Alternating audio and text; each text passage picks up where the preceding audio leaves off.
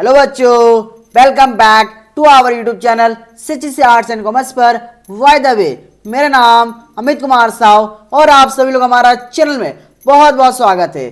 सो बच्चों, आज हम लोग डिस्कस करने वाले हैं कॉस्ट अकाउंटिंग का चैप्टर 2 जिसका नाम है costing methods types and techniques. बच्चों, अगर आप ये वीडियो पर लास्ट तक देख लेते हो तो आपको ये चैप्टर पर अच्छे से समझ में आ जाएगा। ठीक है, तो बिना स्किप किए वीडियो पूरा देखना। ठीक है, तो बच्चों सबसे पहले आता है main object cost ascertainment. This involves collection and analysis of expenses, measurement of production, linking production with expenses. इसका मतलब है सबसे पहले समझते हैं कि कॉस्ट अकाउंटिंग का मेन काम क्या है। इसका मेन काम है कॉस्ट असेटमेंट, यानी किसी भी चीज को बनाने में कितना खर्चा आया उसको पता लगाना। इसमें 3 चीजें होती है। पहला एक्सपेंसेस को कलेक्ट और एनालिसिस करना, दूसरा कितना प्रोडक्शन हुआ उसे नापना, तीसरा प्रोडक्शन और एक्सपेंसेस को आपस में जोड़ना। अब आता है बच्चों types techniques of costing. Technique से मतलब होता है खर्चे को प्रोडक्शन के साथ जोड़ने का तरीका। कॉस्टिंग का सबसे पहला टाइप या टेक्निक से uniform costing, same principles used by several undertakings for comparison. इसका मतलब है जब बहुत सारी कंपनीज एक जैसे कॉस्टिंग रूल्स यूज करती है ताकि वो आपस में रिजल्ट्स कंपेयर कर सके।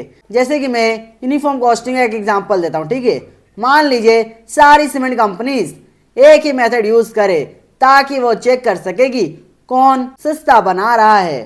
कॉस्टिंग का दूसरा टाइप्स या टेक्निक से marginal costing, differentiates fixed versus variable cost, find effect of volume on profit. इसका मतलब है इसमें हम सिर्फ वेरिएबल कॉस्ट जो प्रोडक्शन के साथ बदलती है और फिक्स्ड कॉस्ट जो उतनी ही रहती है के बीच का फर्क देखते हैं। इससे यह पता चलता है कि अगर हम ज़्यादा माल बनाएं तो प्रॉफिट पर क्या असर पड़ेगा। कॉस्टिंग का तीसरा टाइप्स या टेक्निक से standard costing, compares actual versus pre determined cost, analysis variances. इसका मतलब है काम शुरू करने से पहले एक स्टैंडर्ड टारगेट सेट कर दिया जाता है, बाद में एक्चुअल खर्चे को उससे कंपेयर करते हैं और जो फर्क आता है उसे वेरिएंस कहते हैं।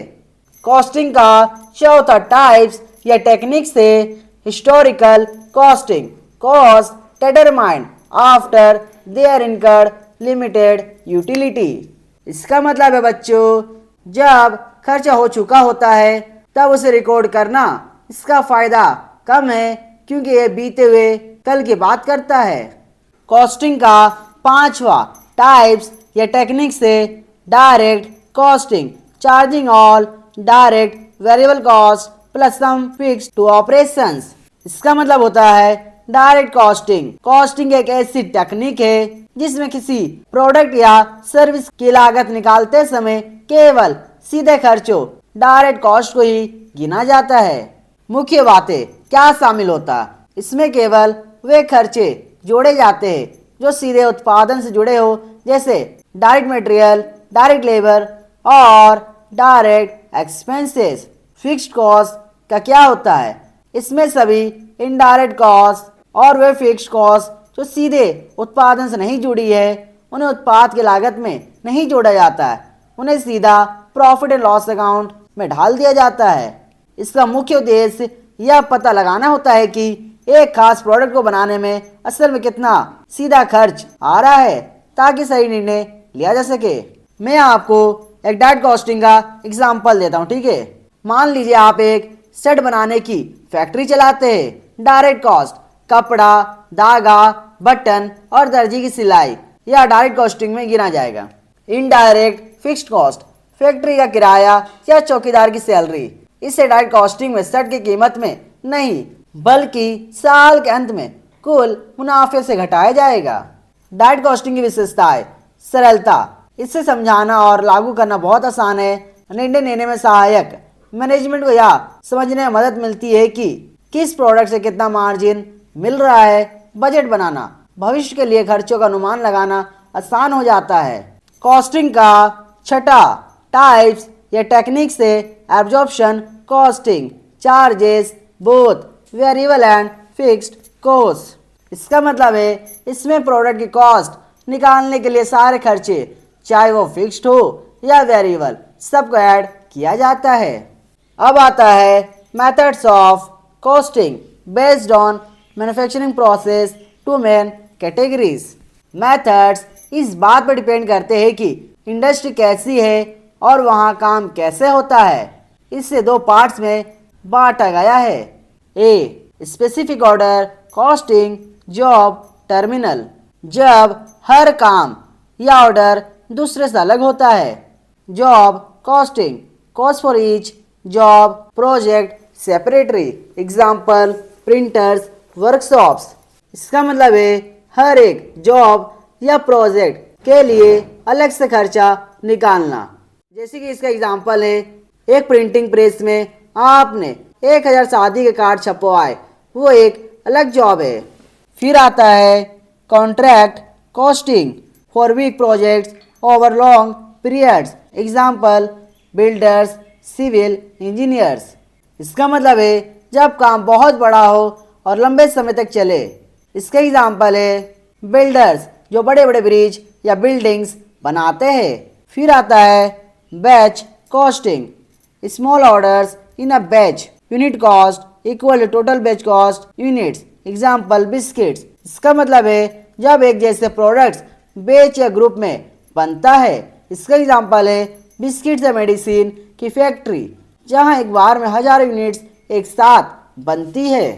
B operation costing process period, जहां काम लगातार चलता रहता है और प्रोडक्ट्स एक जैसे होते हैं।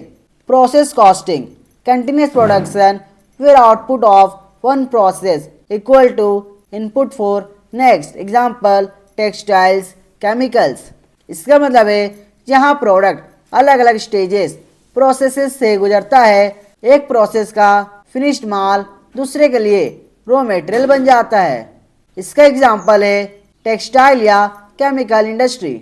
अब आता है unit output costing for identical units, cost per unit equal to total expenses by total units, example mines cement.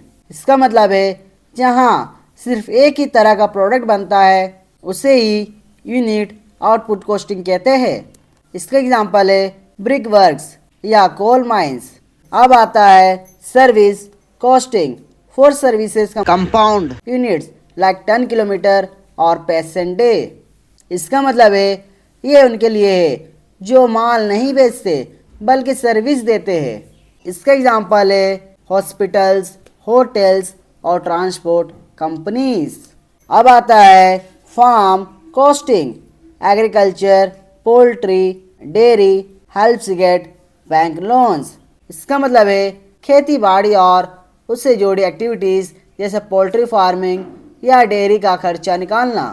अब आता बच्चों multiple costing using method assembly industries, autos, radios. इसका मतलब है जब एक ही प्रोडक्ट को बनाने में एक से ज़्यादा मेथड्स यूज़ होते हैं उसे ही मल्टीपल कॉस्टिंग कहते हैं। इसका एग्जांपल है जैसे कि ऑटोमोबाइल्स, कार या साइकिल बनाना, जहाँ पहले पार्ट्स बनते हैं प्रोसेस और फिर उन्हें असेंबल किया जाता है। जैसे बच्चों आपको ये बुक में दिख रहा हो मेथड्स और सुटेबल इंडस्ट्री जैसे, तो आप ये अगर बुक में पढ़ लेना अच्छा से, ठीक है। सो बच्चों ये था आपका कॉस्ट अकाउंटिंग का दूसरा चैप्टर। सो आज के लिए इतने ही। अगर ये वीडियो आपको थोड़ा सा अच्छा लगा तो वीडियो लाइक करना, चैनल को सब्सक्राइब करना और अपने दोस्तों को शेयर करना, ठीक है बच्चों। जय हिंद, जय भारत।